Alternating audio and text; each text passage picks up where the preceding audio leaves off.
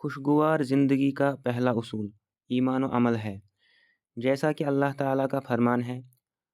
من عمل صالحا من ذکر او انثى وهو مؤمن فلنحيينه حياة طیبہ ولنجزینہم اجرہم بأحسن ما كانوا يعملون۔ سورۃ النحل آیت نمبر 97۔ جو شخص نیک عمل کرے، مرد ہو یا عورت، بشرطے کہ ایمان والا ہو، تو اسے ہم یقیناً بہت ہی اچھی زندگی عطا کریں گے اور ان کے نیک اعمال کا بہتر بدلہ بھی انہیں ضرور دیں گے۔ اور سورۃ الرعد میں فرمایا، الذین آمنوا وعملوا الصالحات طوبی لہم وحسن مآب۔ سورۃ الرعد آیت نمبر 29۔ جو لوگ ایمان لائے اور انہوں نے نیک عمل کیے، ان کے لیے خوشحالی بھی ہے اور عمدہ ٹھکانہ بھی۔ ان آیات میں اللہ تعالیٰ نے ہر ایسے شخص کو بہت ہی خوشگوار کامیاب زندگی اور خوشحالی عطا کرنے کا وعدہ فرمایا ہے، جس میں دو شرطیں پائی جاتی ہوں، ایک یہ کہ وہ مومن ہو اور دوسری یہ کہ وہ عمل صالح کرنے والا، باکردار اور بااخلاق ہو۔ اور اگر ہم ان دونوں شرطوں کو پورا کر دیں تو کوئی وجہ نہیں کہ ہمیں خوشگوار زندگی نصیب نہ ہو، کیونکہ اللہ تعالیٰ اپنے وعدے میں سچا ہے اور وہ وعدہ خلافی نہیں کرتا۔ چنانچہ سورہ آل عمران میں فرمان الہی ہے، ان اللہ لا یخلف المیعاد۔ سورۃ آل عمران آیت نمبر 9۔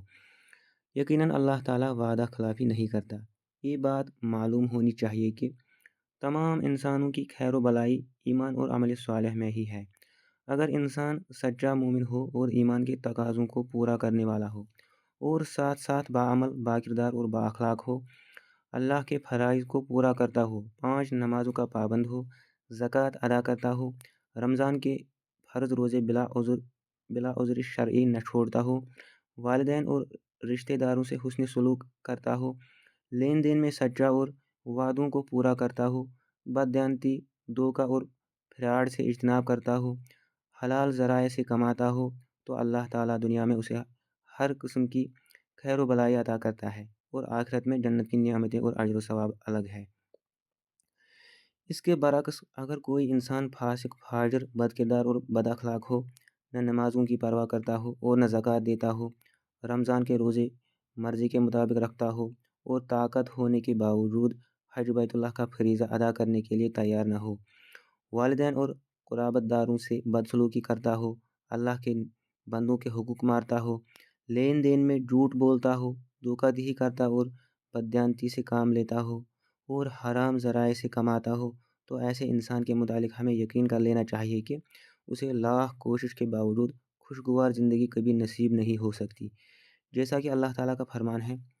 وَمَنْ أَعْرَضَ عَنْ ذِكْرِي فَإِنَّ لَهُ مَعِيشَةً ضَنكًا وَنَحْشُرُهُ يَوْمَ الْقِيَامَةِ أَعْمَىٰ قَالَ رَبِّ لِمَ حَشَرْتَنِي أَعْمَىٰ وَقَدْ كُنْتُ بَصِيرًا قَالَ كَذَلِكَ أَتَتْكَ آيَاتُنَا فَنَسِيتَهَا وَكَذَلِكَ الْيَوْمَ تُنسَىٰ۔ سورہ طٰہٰ آیت نمبر 124 تا 126۔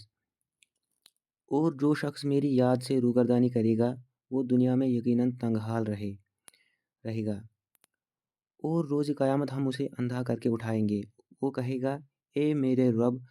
تو نے مجھے اندھا کر کے کیوں اٹھایا ہے؟ دنیا میں تو میں خوب دیکھنے والا تھا۔ اللہ کہے گا، اسی طرح تمہارے پاس میری آیتیں آئی تھیں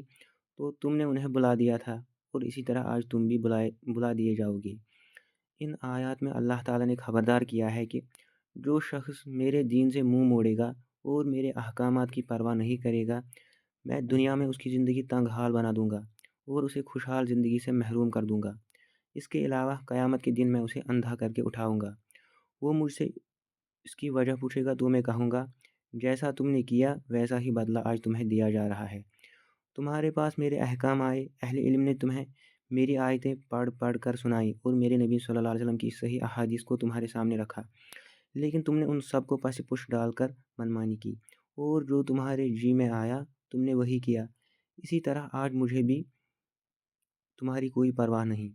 قارئین کرام، اگر ہم واقعتاً یہ چاہتے ہیں کہ دنیا میں ہمیں ایک باوقار اور خوشحال زندگی نصیب ہو، تو ہمیں دین الہی کو مضبوطی سے تھامنا ہوگا اور منمانی کرنے کی بجائے اللہ تعالیٰ کے احکام پر عمل کرنا ہوگا۔ اللہ کا سب سے بڑا حکم یہ ہے کہ ہم صرف اسی کی عبادت کریں اور اس میں کسی کو شریک نہ بنائیں، صرف اسی کو پکاریں، صرف اسی کو نفع و نقصان کا مالک سمجھیں، صرف اسی کو داتا، گنج بخش، مددگار، حاجت روا، مشکل کشا اور غوث اعظم تصور کریں۔ اگر ہم خالصتاً اللہ تعالیٰ کی عبادت کریں گے تو وہ یقیناً ہمیں پاکیزہ اور خوشگوار زندگی نصیب کرے گا، ورنہ وہ لوگ جو اللہ کو چھوڑ کر غیر اللہ کے در پر جبین نیاز جھکاتے ہیں اور غیر اللہ کے لیے نظر و نیاز پیش کرتے ہیں اور غیر اللہ کو داتا، گنج بخش، غوث اعظم،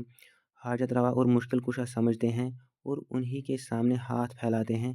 انہیں در در کی ٹھوکریں ہی نصیب ہوتی ہے اور ذلت و خواری کے سوا کچھ ہاتھ نہیں آتا۔ جیسا کہ سورہ حج میں اللہ تعالیٰ کا فرمان ہے،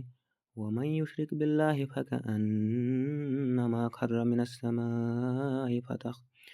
فَتَخْطَفُهُ الطَّيْرُ أَوْ تَهْوِي بِهِ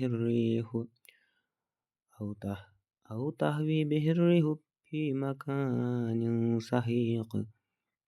سورہ حج آیت نمبر 31۔ اور جو شخص اللہ کے ساتھ کسی کو شریک بناتا ہے وہ ایسے ہے جیسے آسمان سے گرا ہوا، پھر پرندے اسے فضا میں ہی اچک لیں یا تیز ہوا اسے کسی دور دراز جگہ پر پھینک دے، یعنی مشرک کا انجام سوائے تباہی و بربادی کے اور کچھ نہیں۔ اللہ تعالیٰ کا دوسرا بڑا حکم یہ ہے کہ ہم اس کے محبوب حضرت محمد صلی اللہ علیہ وسلم کی اتباع کریں اور آپ صلی اللہ علیہ وسلم کی نافرمانی سے بچیں۔ اگر ہم ایسا کریں گے تو اللہ تعالیٰ ہم سے راضی ہوگا، کیونکہ اللہ تعالیٰ نے آپ صلی اللہ علیہ وسلم کی اطاعت کو اپنی اطاعت قرار دیا ہے، اور جب اللہ تعالیٰ راضی ہوگا تو یقیناً وہ ہمیں خوشحال اور باوقار زندگی نصیب کرے گا۔ اور اگر ہم رسول اللہ صلی اللہ علیہ وسلم کی نافرمانی کریں گے اور آپ صلی اللہ علیہ وسلم کی سنت سے منہ موڑ کر دین میں ایجاد کردہ نئے امور بدعات پر عمل کریں گے تو دنیا میں ہم پر آزمائشیں ٹوٹ پڑیں گی، اور قیامت کے روز ہمیں نبی کریم صلی اللہ علیہ وسلم کے ہاتھوں حوض کوثر کے پانی سے اور آپ صلی اللہ علیہ وسلم کی شفاعت سے محرومی سے دوچار ہونا پڑے گا، والعیاذ باللہ۔ سورہ نور میں اللہ تعالیٰ کا فرمان ہے، فَلْيَحْذَرِ الَّذِينَ يُخَالِفُونَ عَنْ أَمْرِهِ أَن تُصِيبَهُمْ فِتْنَةٌ أَوْ يُصِيبَهُمْ عَذَابٌ أَلِيمٌ۔ سورہ نور آیت نمبر 63۔ لہذا جو لوگ اس رسول کے حکم کی مخالفت کرتے ہیں انہیں اس بات سے ڈرنا چاہیے کہ وہ کسی مصیبت میں گرفتار نہ ہو جائیں یا انہیں کوئی دردناک عذاب نہ آ پہنچے۔ اس آیت میں اللہ تعالیٰ نے رسول اللہ صلی اللہ علیہ وسلم کے احکامات کی خلاف ورزی کرنے والوں کو سخت تنبیہ کی ہے کہ وہ اپنے اس فعل سے باز آ جائیں، کہیں ایسا نہ ہو کہ اس کی وجہ سے ان پر کوئی آزمائش یا اللہ کا دردناک عذاب آ جائے۔ قارئین کرام، کامیاب و خوشگوار زندگی کا